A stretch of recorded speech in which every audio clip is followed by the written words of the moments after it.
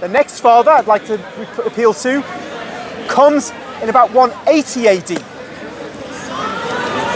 Now this father is called Saint Irenaeus of Lyon.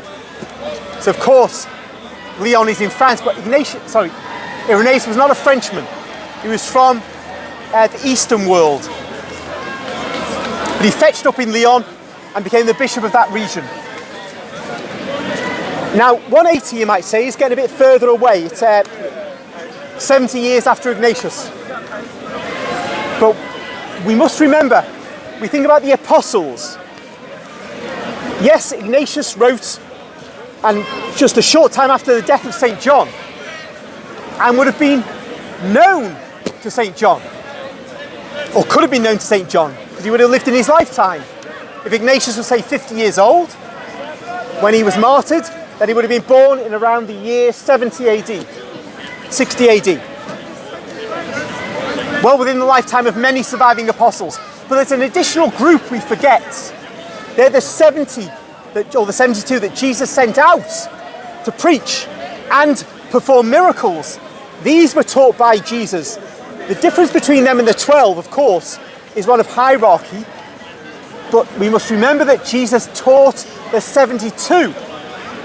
And many of them would have been young like St. John. And because they were more numerous than the 12 apostles, many of them would have survived into the end of the 1st century AD and beyond. And we must consider that they, along with the apostles, taught other men and women. And so when we get to the year 180 AD or thereabouts, we've got men and women who were surviving, who were taught by the apostles or by the 72. So the end of the 2nd century AD is a time of apostolic men still being around. Irenaeus then, what does he teach? He teaches in Adversus Heresies, his great document which speaks against the various heresies of his time, that if you are a true Christian, you must belong to a church which has the authority of the apostles. It derives in apostolic succession from the apostles. It's not any Tom, Dick or Harry group of Christians who've decided to call themselves Christians and to found their own church.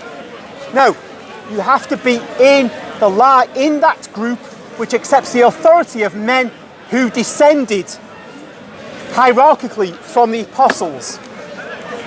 So that's one distinguishing character from true Christians and non-Christians.